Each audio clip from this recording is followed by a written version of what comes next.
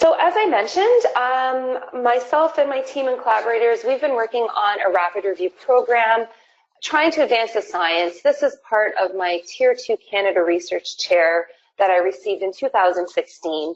And as well, previous to that, I held a Canadian Institutes of Health Research New Investigator Award. So this has been a research program that we've been working on for the last 7 to 8 years. So I'll just delineate some of the projects that we've been working on and present our findings, and then talk a little bit about some future work that myself and colleagues are working on. So the first project that we did is we did a scoping review of different rapid review methods. So we wanted to look through all the literature and see what were the different approaches, what was the methodological guidance, what were the impact of rapid reviews? So in decision making, so how impactful were they? Were they helpful for decisions? As well as comparison. So we wanted to look at studies that compared rapid reviews to systematic reviews to see how did the methodological shortcuts impact things such as bias on the methods, were they to the same extent of quality, et cetera, et cetera. So this was the first project that we worked on. So the reason that we were working on this again, one big reason too was we don't have an established definition for rapid reviews. So we see different definitions here. Again, the one that I proposed in my presentation today, it's not published anywhere.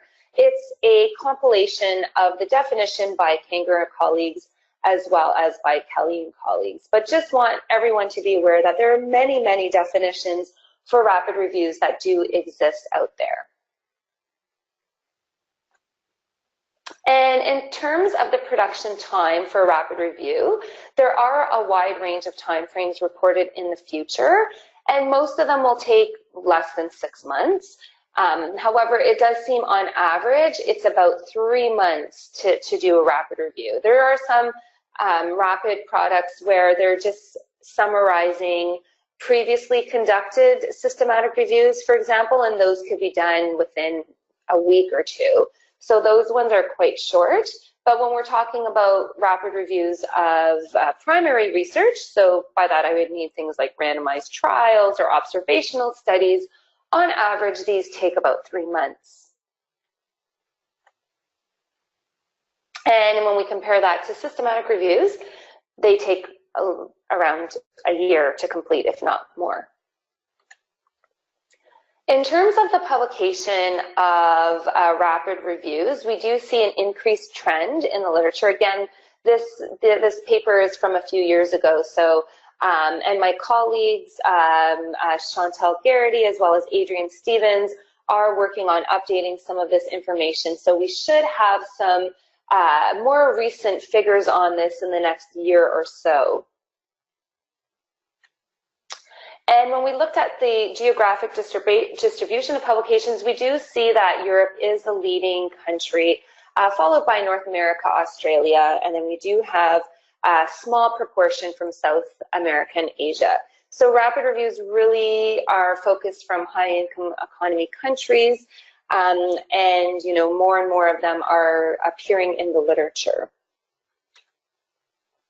So following that scoping review, we then moved on to do a survey, and we also did a modified Delphi approach. So I'm not sure if everyone in the audience is aware of the modified Delphi approach, but this is basically an agreement building approach. We use this when we want to try to agree on perhaps consensus statements, perhaps we want to agree on a research agenda to move forward. In this case, we wanted to agree on the selection of a rapid review method. So in terms of our objectives for this particular project, we wanted to solicit experiences with rapid reviews from organizations that produce rapid reviews internationally.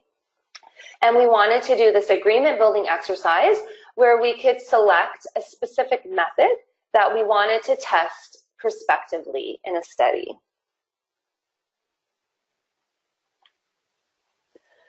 So when we think about the most common approaches that were used to streamline when we look at the rapid reviews.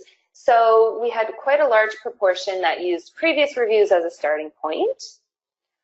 As well, many would limit the review by the date of publication. So they would say, you know, we only are interested in research for the last 10 or 20 years.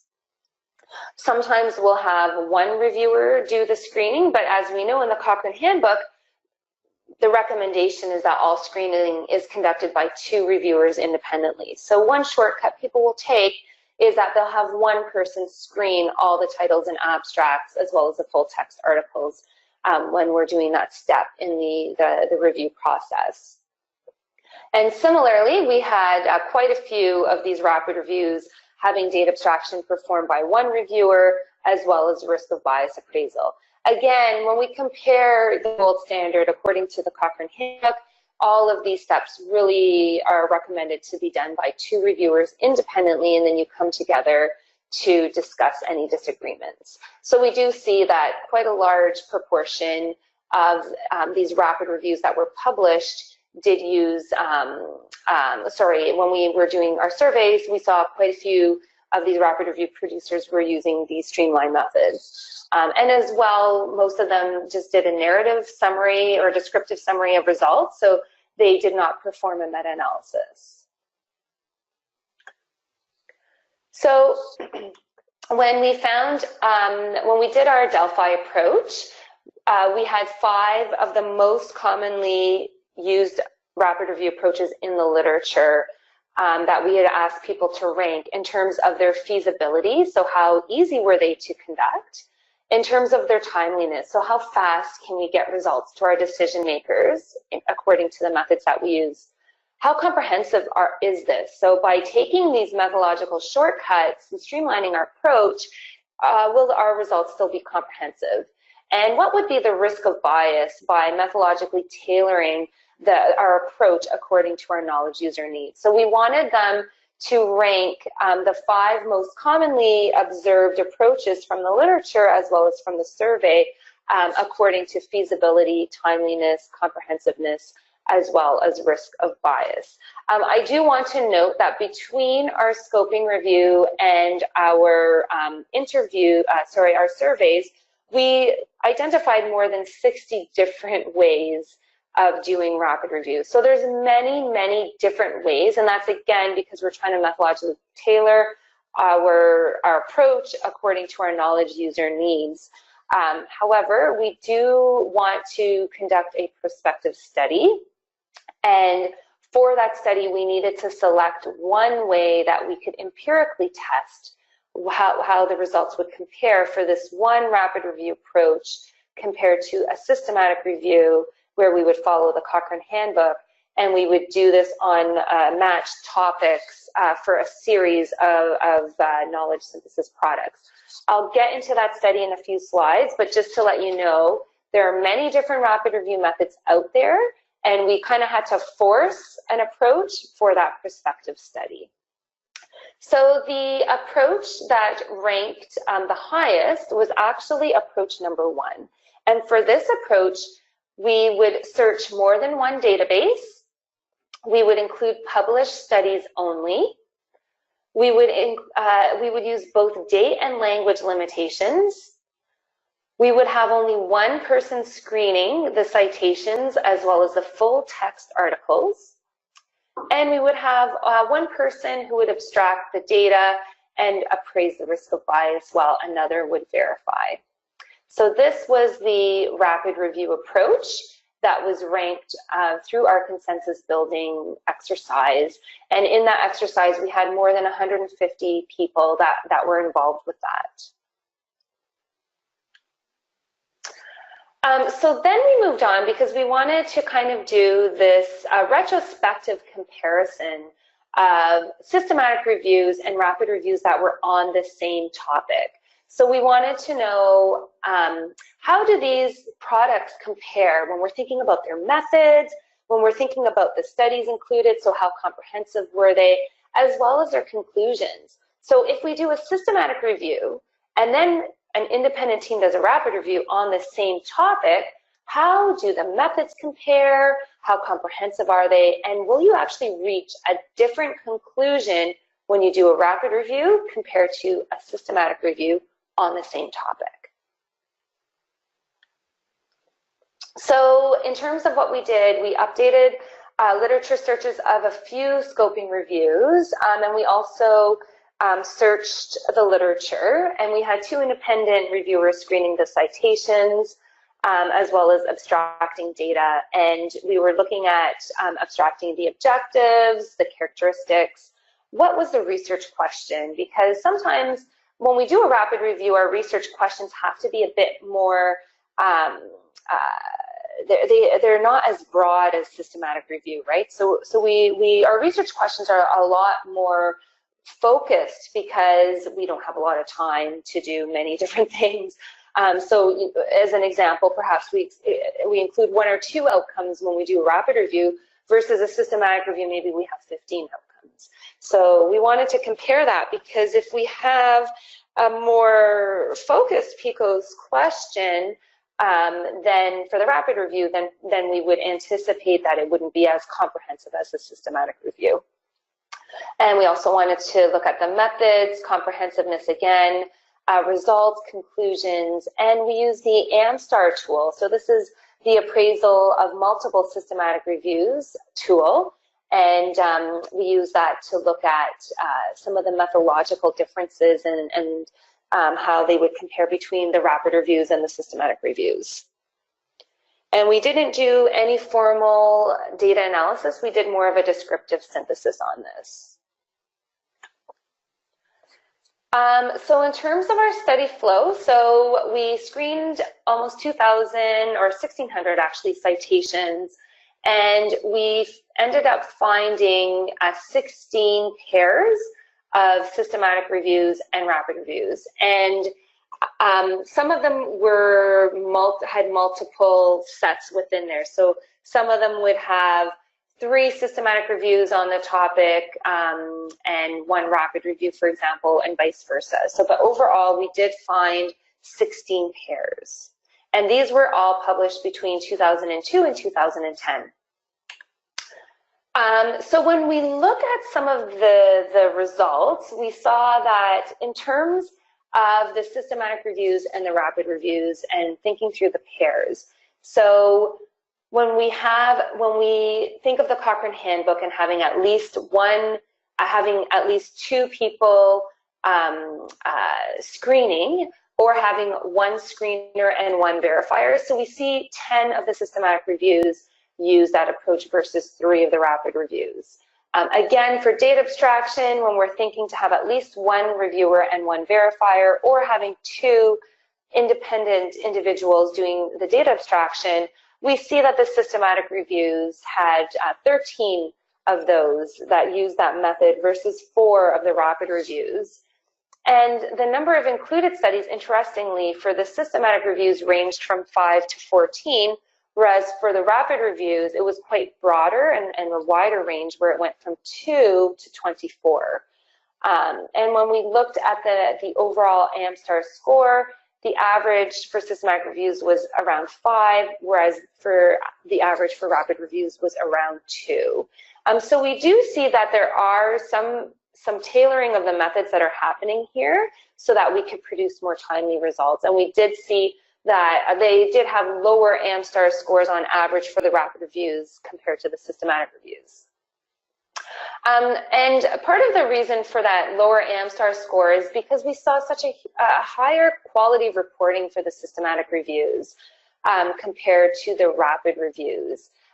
So we did see that the systematic reviews, on average, the reports were longer, so we even looked at the number of pages as an example. So there was more space in the systematic reviews, and they were more transparent in the way to report their methods in the systematic reviews. And this perhaps can be because of initiatives such as the preferred reporting items for systematic reviews and meta-analysis. So we have our PRISMA statement that tells us, okay, when you do a systematic reviews, these are the items that you need to include, but we actually don't have anything for rapid reviews. So that could be a problem, and actually that's one project that I will discuss in a few slides that people are working on.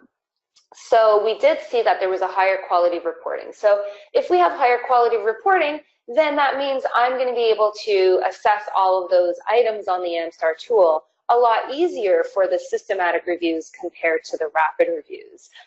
So I mean, it's not a surprise, I don't think, for all of us to see these results.